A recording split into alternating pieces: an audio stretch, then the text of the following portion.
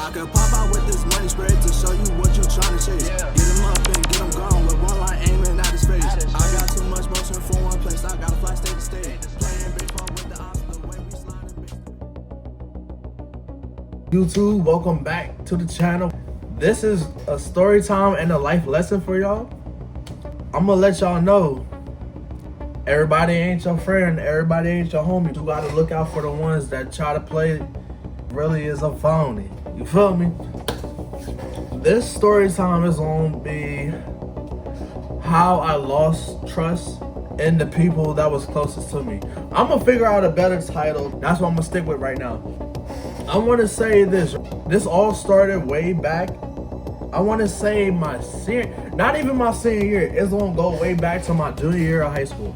My junior year of high school, everybody know that I only had three or two people I hung around. Be my brother Thomas, my brother Ja, Tate. You feel me? We was all close. Those are the only three people that you see me hang around. It was another dude, I ain't gonna mention his name because I'm still not cool with him to this day. He came around, he was hanging with them. He started coming around me while I was hanging around with them. I wanna say fast forward through, to senior year. He tried to get close and try to pretend to be my homie, shit like that. At the time, I'm not really caring because I already know he cool with them, so I'm just cool with him just because he cool with my people. After senior year, we graduate. After senior year, he claims that he was going to college. That he was at one of the schools in North Carolina, A&T. Turns out, I think about a month or two later, we found out the other motherfuckers knew, which they told me at the last minute. But once I found out, I'm like, I figured. But he wasn't going to that school. He was never enrolled in that school. This dude was living at his girl's house, which I'm gonna give y'all some insight about this, right? We go back and forth from his mom's house to his girl's house, which his girl was one of my brother's god sister. He was at his god brother's house. It's really confusing how I say it, but I'm gonna break it down like this. My brother, he has a god brother and a god sister. So the god sister was dating one of the homies. Just say one of the homies because we was all close. So he lied about that shit, but he could have just said, you feel me? He was over here instead of saying that he was going back to school. So mind you, that's one red flag. If you lie, now I gotta watch you. Now I gotta be observant because you done said some fool shit, some phony shit, and it's like you could have been 100 with me. I could understand your situation, bro. You just gotta let me know as a man. Later down the line, as he's dating her, I want to say this: he was using their mom's vehicle just to go see another bitch. He will purposely take the car, go all the way to the college that he claims that he went to see a chick that was going there. It was like, bro, he does this. What he be telling old girl where he be going? He be saying he be telling her that he going to see his grandma or some that made her believe that he needed a car. Mind you, he won't driving with no license at the time. You pushing an SUV that's really a muscle SUV under the muscle car line, which was a Dodge Durango. We would be riding in that bitch. We be pushing that motherfucker. He'll be taking that shit every day and just doing bullshit, being grimy as hell. I want to say when we went on base, I'm gonna fast forward to this part. When we went on base to play ball, I remember because I think it was raining or some shit. We was playing basketball. Everybody know I play aggressive when I'm on defense. I had fouled on whatever. He said this one thing that made me look at him different. I got pissed off. He said, bro, I should kill you in this bitch. I look at him like, what he say? I start getting mad. Like, bro, you can see my whole demeanor change, my whole expression change. Because, one, you're not going to threaten me and think that shit's sweet. I sit down I'm trying to find something to hit. Mind you, we are on base, on the military base, Fort Bragg. I'm not sure what it's called now, but we was on Fort Bragg's base. I couldn't do nothing, so they trying to calm me down. Like, bro, calm down, because if you hit them and y'all start fighting, they gonna get us out of here, bro. We not trying to have that. Just calm down. So I calmed down. Right, I'm chilling, play ball. I remember I had crossed this dude up, which I'm not friends with him no more, but it's a different story time. I'm gonna get to that. But I had crossed him up. He's like 6'5" or 6'4". Crossed him up and made the shot. Everybody was going crazy because it's like, bro, he just broke him down like that. And then I remember came up to me that said he was gonna kill me, right? He said, my bad, I don't want to fight you. Da-da. He said that in my ear, whispering in my ear, bro, I don't want to fight you. We good, da-da, shit like that. So I keep that in the back of my head, right? So this dude weird, bro. But at the same time, that was a person that brought us there, and me and my homie Tay needed a ride home and shit. So couldn't take me to my crib, so I went with my homie Tay. We went to his crib so he could take me home. So from Fort Bragg we go to Spring Lake. Spring Lake we go over back to the Merc. If you from the Ville, you know where the Merc is. Shout out to the Merc, baby. Shout out to the Fade 9. You feel me? Shout out to y'all, cause y'all really made it, nigga. But yeah, headed to the crib, shit like that. And I wanna say, fast forward, I wanna say down the line a month or two, and this is when I started working out at the gym, Planet Fitness. I'll go there every night before I go home. So this particular night I had got off from work and we was just working out. It was like 1, 2 o'clock in the morning. The dude called one of my people and shit, one of my homies, cause they still friends and shit. I'm just not to him. So apparently he wanted to fight that night. Me not realizing what was going on, cause I could have declined this shit. I could have been like, nah, I'm too tired from work. I just worked out, shit like that. Bro, my adrenaline was rushing. I remember it was rushing so much, bro.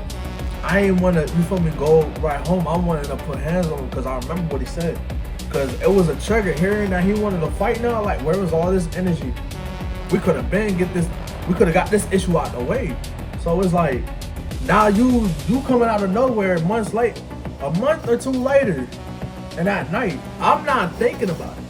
So he said, meet us at Smith Lake. So we said, bet. I said, we out, bro. Ben wanted this nigga's ass. I been want to beat his ass. So mind you, I'm 5'11", he's 6 foot, probably 6'1", right? At the time, I was bigger than what I am now. I was way bigger. He's skinny as shit.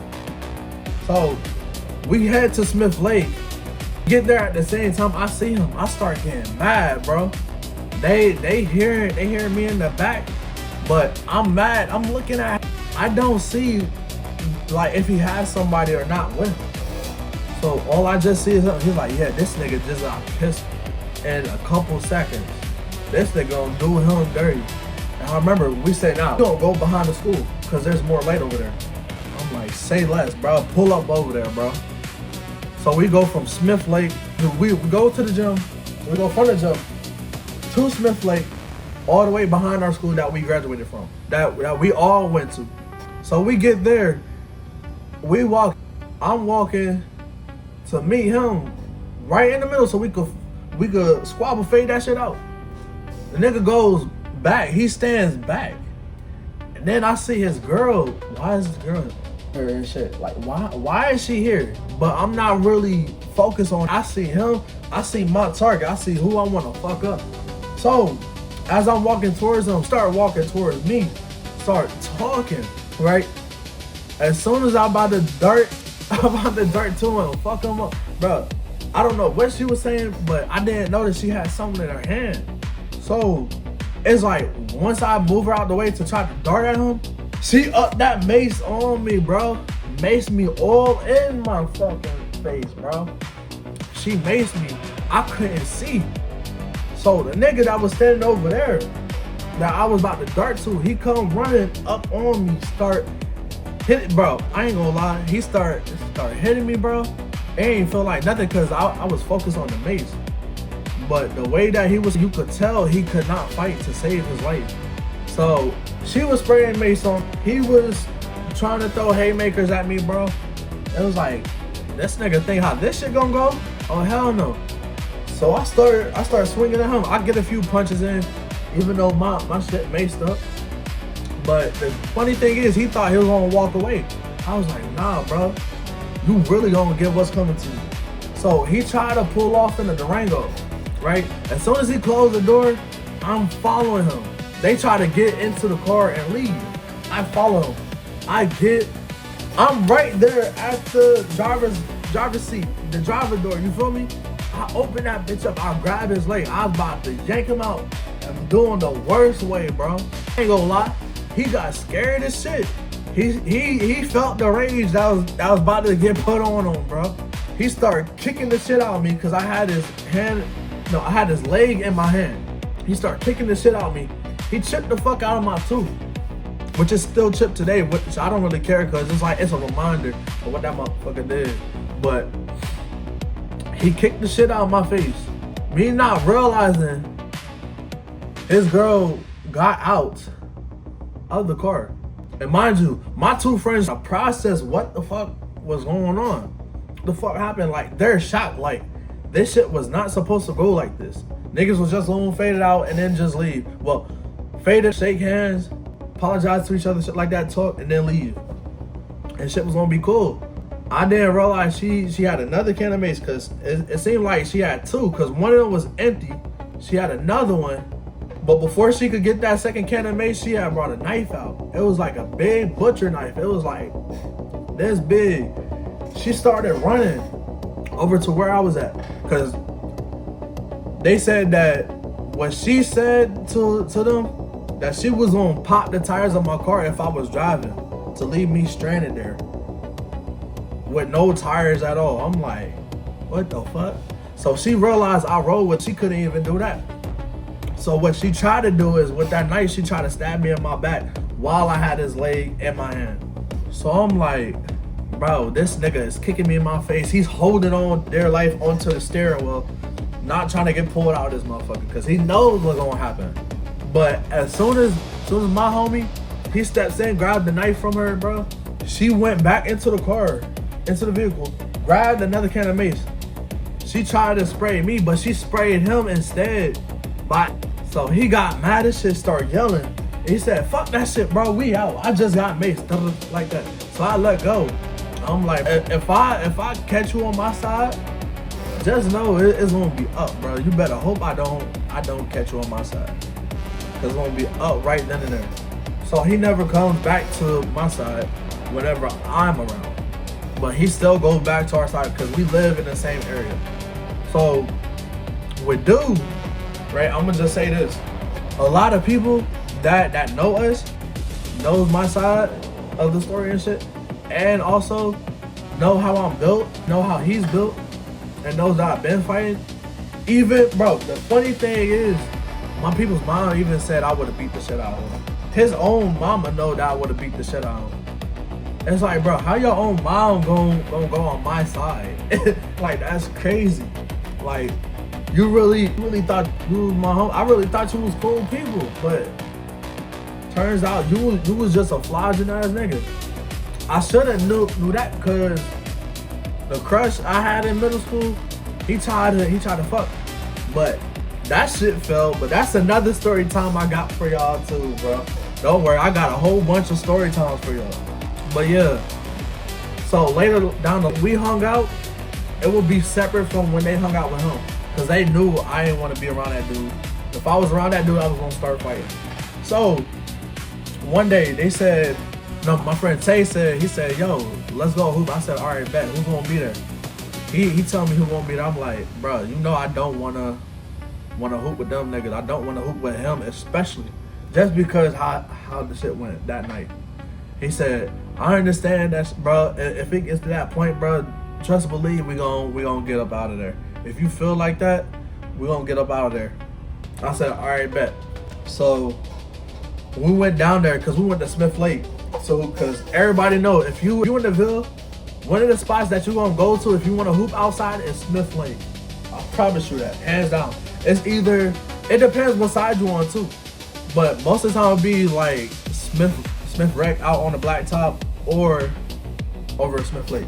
For those who knows. But yeah, once we got there, shit like that, I started to hoop. You feel me? Then I started to score some buckets, shit like that.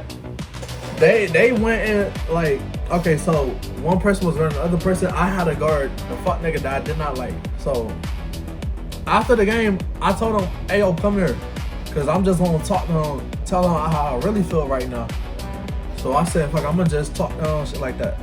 And I told him, I'll never forget what I told him. I told him this. You know, the shit that you night, bro, to me, the way how I'm feeling right now, I could really do it to you right now. And it would not be a problem, would not be an issue. Cause for one, how I'm feeling, I wanna put you in that motherfucking hospital. He said, yeah, I understand that because I did some fucked up shit. But at the same time, it's like, bro, I don't really trust what you saying because you might take me as a joke. I'm not no joke, bro. I really do see you. Even though I'm a kind person, bro, you taking that for weakness, bro. You keep forgetting. Back in school, I was really fighting people. And I still have the temper to this day. Where if it gets set off, it ain't no stopping. But that goes to show a lot of people ain't y'all homies, a lot of people ain't y'all friends, but you just gotta look out for the red flags. So if y'all like this video, I know this video was kind of long, but this is, I really had to get off my chest so that I can move on and become a better person. Also, this will help somebody else in the long run. So I just had to let it be, let it, like, you know, you gotta let the thing ride, let it ride. You gotta let it ride for real. Sometimes I just talk, jabber, just talk, but that's how it is. I just do it for my sake and for y'all, to help y'all out, because I know somebody probably going through it to where they don't know who they could trust. So I'm trying to give y'all some insights on people that you should not trust, because some people will be there for you, some people won't. Some people will only be there for a season, some people will be there for a lifetime. It just depends who you encounter and how they move. You gotta look for the movements. If the movements are coming correct, you feel me? If they gave it, that's how you know. But yeah, so this is the end of the video. I hope you liked the video. If you know somebody that needs to hear this video or watch this video, send this to them right now. Also, make sure you like, comment down below what times you've been through and if you've been through the same situation. Also, don't forget to subscribe though. We're gonna be at our goal soon. I hope y'all like this video. I'm gonna see y'all in the next one.